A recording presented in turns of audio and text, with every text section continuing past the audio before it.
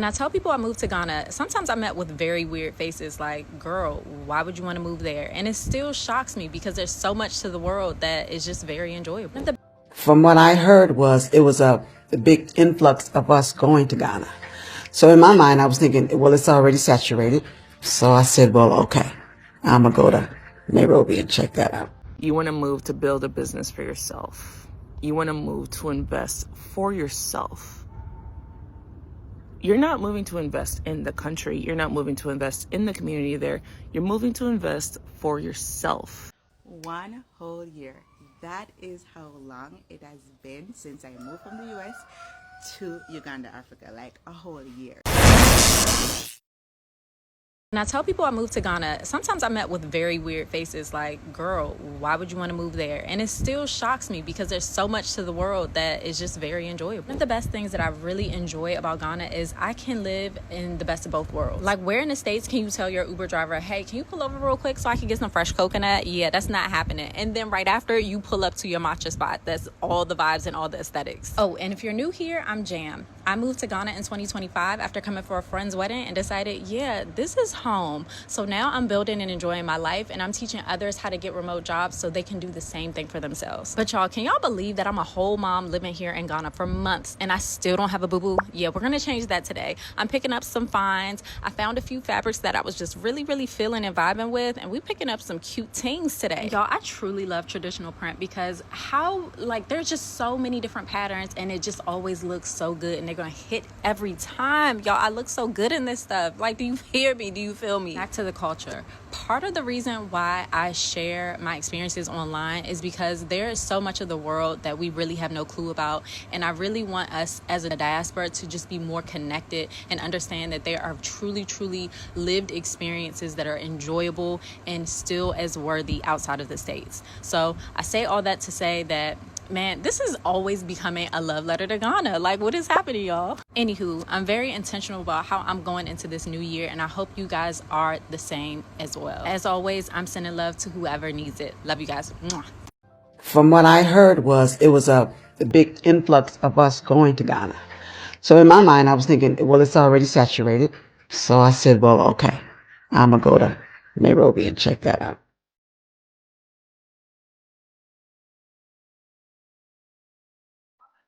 When I found out that I can get an apartment for $270, I'm like, sign me up.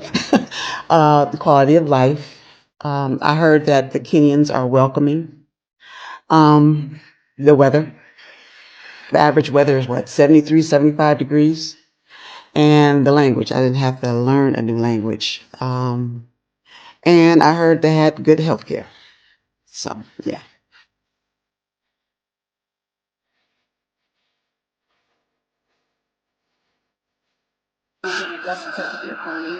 I'm not gonna send her the money. So everything is I didn't want to be connected to what enslaved us. I wanted to be free. And we're from the continent. Africa is our home. So for me to be able to have the freedom to choose where I want to live is freedom for me.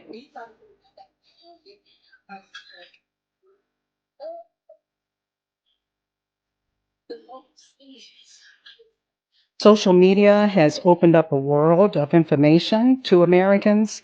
Now they understand they have options, and Africa may be an option.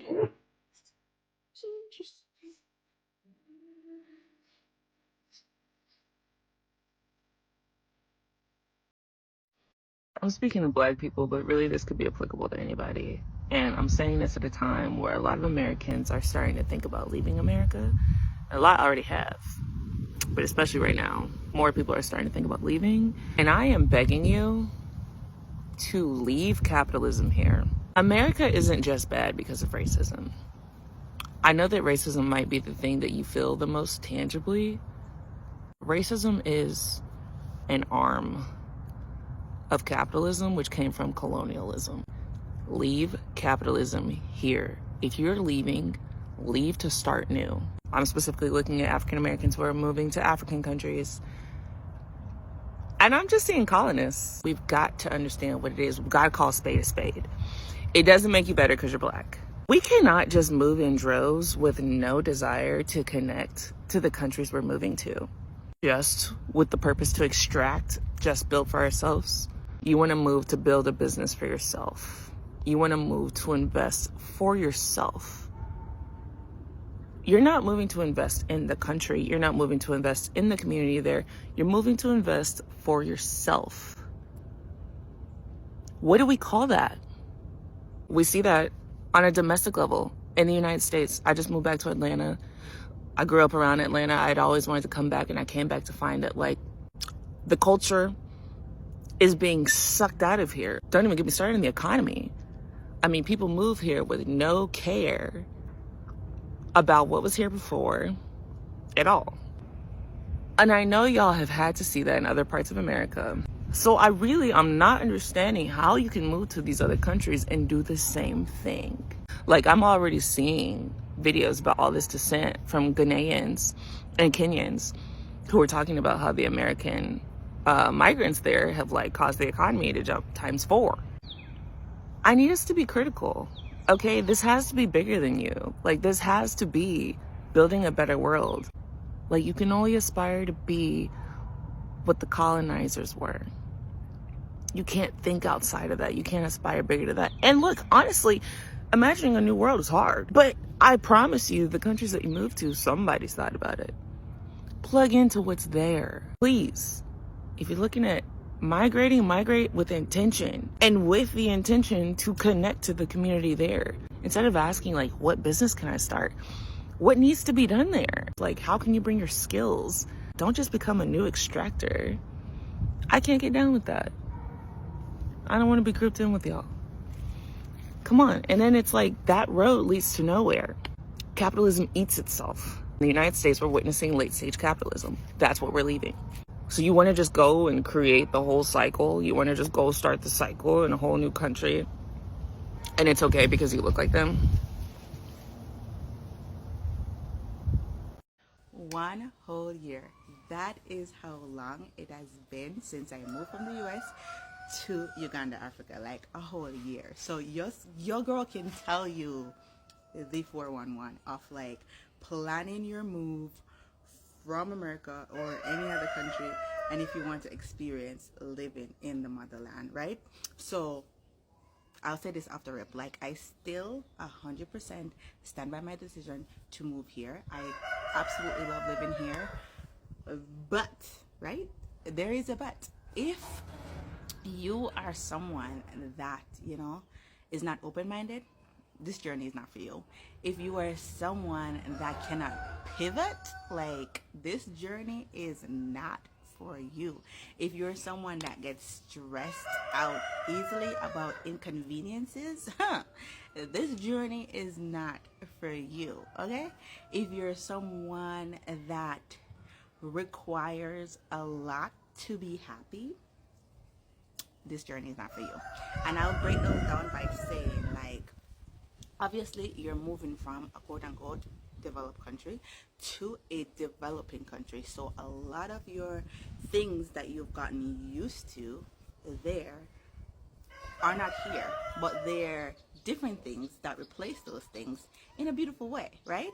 So you have to program that into your mind that you're going to be giving something up in order to gain something else, right? So first thing that I would say is customer service, right? Customer service is a big thing in the West. Here in Uganda, not so much, you know, and it's been something that I had to, like, get used to, because customer service is something that is, like, so ingrained in me. Like, I'm Jamaican, so even in my country, like, customer service is not the best, but we're hospitable, right? It's been interesting trying to, like, learn Ugandan dialects and also understand what they mean when they are talking to you, because off the rip it comes off like, what did you just say to me, right? And it takes a minute to get used to. Let me give you an example. When the utility person comes to my house to, like, tell me that my water bill is due, or, like, something happens and he has to come to my house to tell me that I owe for my water, he literally comes and says to me, I'm demanding you to pay me XYXYZ. who says that? Like, who says that? So then I'm looking at him like, what do you mean you're demanding me? Like, what does that mean? And he's like, yes, madam, I'm demanding you. I'm like, what? So for me, that was an adjustment. I was very confused. I was just like, you can come to my house and talk to me like that. If you are requesting that I need to clear my bill, you need to come and be like, hello, good morning, I'm requesting that you clear your bill because it is due. You don't come to me and be like, I'm demanding you, right? So those things took me a minute to get used to because I was not used to someone speaking to me like that, right?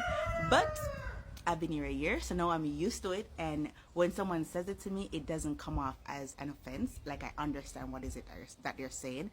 But in the beginning, your girl was ready to fight. Your girl was ready to fight because who are you talking to like that? Who are you talking to like that?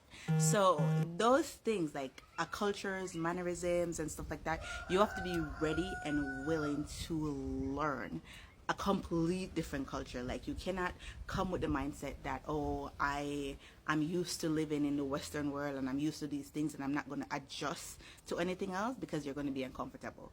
But if you have the mindset that, okay, I am coming into a different culture and I'm open and I'm willing to learn said culture, then you'll be fine. But you truly have to have patience and you have to be willing to learn, because you're coming into a complete different culture from what you're used to, and everything is different. Mannerisms, greetings, like everything. So you have to be open to learning. You can't just think that you're gonna like pick yourself up from America, come to any African country, and it's just gonna be the same. It's not gonna be the same. So you have to be open and willing to learn. If you're open and willing, then it's a vibe. You'll have a good time. But for me, that was something that threw me off, because I was like, who are you talking to? But a year later, someone comes to my house and be like, madam, I'm demanding you. I'm like, okay, how much do I owe? But in the beginning, someone said that to me, I was instantly like, what? So first, that's my first rant. Stay tuned, more to come. Bye. I think this is like a 5-minute video. Sorry guys.